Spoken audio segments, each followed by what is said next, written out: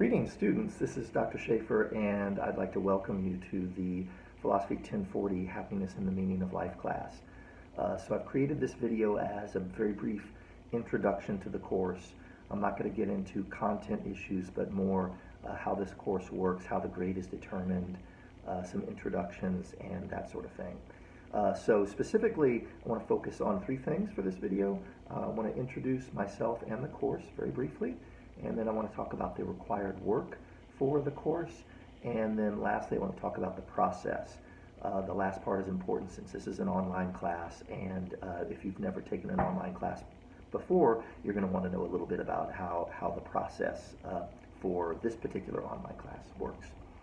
So introductions first. Okay, so my name is Dr. Schaefer.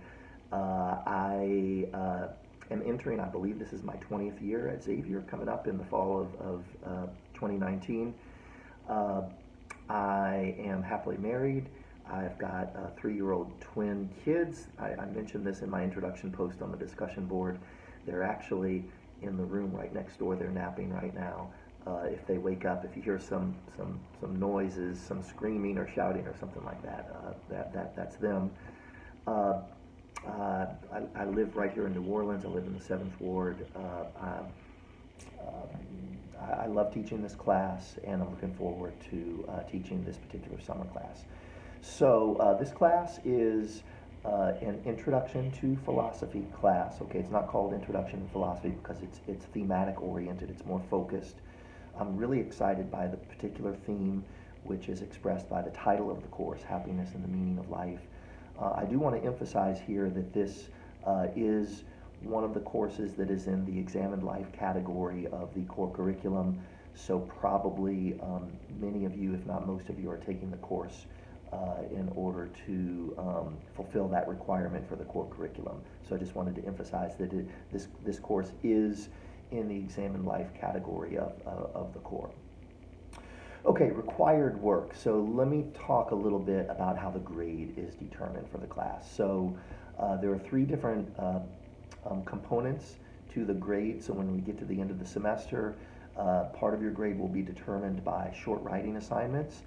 That will actually be 50% of your total grade.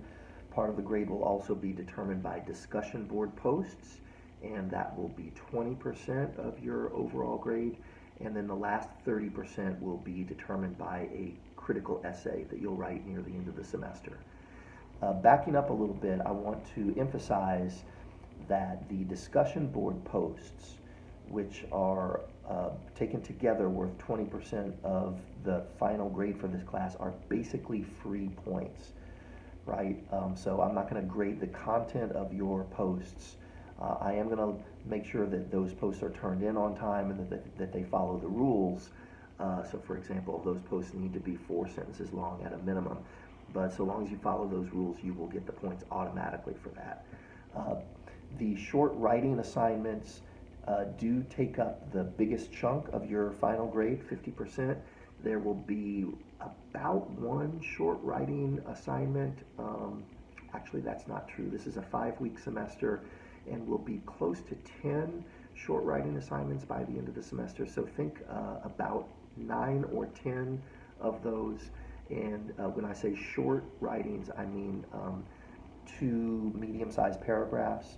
All the details of this are going to be online and on the syllabus, but 250 to 400 words is the required length for that. Okay, so that's how the grade will be determined. Let me move on and talk about process. So let me do this by explaining how the course is going to work for each individual unit of the class. So for each unit, there are going to be a number of things that you will do, and I'm just going to go right down the list and describe those things right now. So the first thing that you will do is read the text. The second thing that you're going to do is to listen to an audio lecture that I will post online.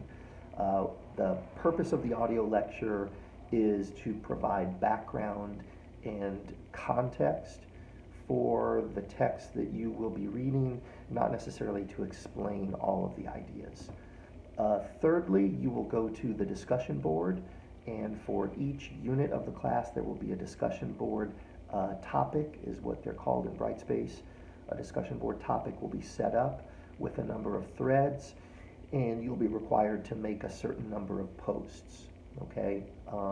And again, those posts are a minimum of 4 sentences long for each post. Then you will make a short writing assignment post, which will be the final step in the process. And then at that point, that unit pretty much will be completed and we will move on to the next unit. Okay, so that's how the course is going to work. I'm going to set up a number of instruments online to remind you of this, to explain everything in greater detail, but I did want to mention it in this introductory video. So I want to say in closing that when you sign on to Brightspace, which you've done, obviously if you're watching this video, you've done that already, you want to eventually navigate to the How to Get Started page on Brightspace and make sure that you read everything on that page. That will give you a full list of what you need to do, how the class works. And if you have any questions, please post those questions on the How This Class Works discussion board topic, which is also referenced on the How to Get Started page. So I want to wish everyone a very successful semester. Welcome to the class. I hope you have a good time in the class. Hope you enjoy it, and I hope you get something valuable from the class. Bye-bye.